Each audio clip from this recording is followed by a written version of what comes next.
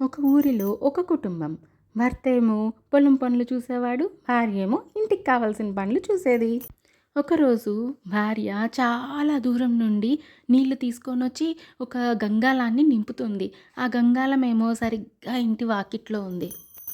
ఆ భర్త మండుతున్న ఎండలో పొలం పనులు చేసుకొని అప్పుడే ఇల్లు చేరుతాడు. కానీ వాకిట్లో ఉన్న గంగాలాన్ని చూసుకోకుండా విసురుగా వస్తాడు. కాలికి దెబ్బ తగులుతుంది. విలవిలలాడిపోతాడు. గంగాళంలోని నీళ్ళన్నీ నేలపాలైపోతాయి. దూరం నుంచి నీళ్లు తెచ్చి నింపుతున్న భార్య ఆ గంగాళంలోని నీళ్ళన్నీ ఒలికిపోవడం చూసి చాలా కోపం వచ్చేస్తుంది. భార్య ఏమో చూసుకొని వచ్చి ఉండొచ్చు కదా అయ్యా, నా శ్రమ అంతా నేలపాలు చేశావు అని భర్తను అరుస్తుంది. భర్త ఏమో నేను పొలం పనులన్నీ చేసుకొని వస్తే చూడు నా కాలికి ఎంత గాయమైందో గంగాళం తగిలని భర్త అరుస్తాడు. ఇద్దరికి బాగా గొడవ జరుగుతుంది. ఆ గొడవ ఎంతవరకు వస్తుందంటే ఇద్దరు విడిపోయేంత వరకు వస్తుంది. సరే పెద్దవారికి చెప్పి విడిపోదామనుకొని ఇద్దరు ఊరికి బయలుదేరుతారు. అయితే గమ్మత్తుగా భర్త తల్లి తండ్రికి అక్కడ ఇదే సంఘటన జరుగుతుంది.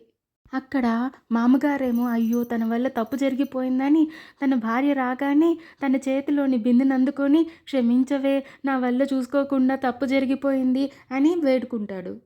అప్పుడు అత్తగారు కూడా అయ్యో మీ కాలికి ఎంత పెద్ద గాయమైందండి, ఉండండి మందు రాస్తానని చెప్పి మందు రాస్తుంది.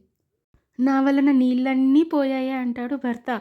పర్వాలేదులేండి మీ గాయం తొందరగా తగ్గిపోవాలి అంటది భార్య. అలా వాళ్ళ గొడవ ఇట్టే సద్దుమణిగిపోయింది. అప్పుడు అర్థమవుతుంది వీళ్ళిద్దరికీ సహనం అంటే ఏంటో, కష్టకాలంలో ఒకరి మీద ఒకరు ప్రేమ ఎలా చూపించుకోవాలో, సహనంతో ఉండాలో. ఆ తర్వాత ఎప్పుడు గొడవ జరిగినా ఎవరో ఒక్కరన్నా సహనంగా ఉండడానికి ప్రయత్నించేవాళ్ళు. అవతలి వాళ్ళ కోపం పోయాక చెప్పుకునేవాళ్ళు ఇది సమస్య. నేనైతే ఈ కథ విన్నాక ఫాలో అవుతున్నాను. మరి మీరు కమెంట్ చేయండి. చిన్న కథ నచ్చిందా? అయితే లైక్ చేయండి, షేర్ చేయండి, సబ్స్క్రైబ్ చేయండి.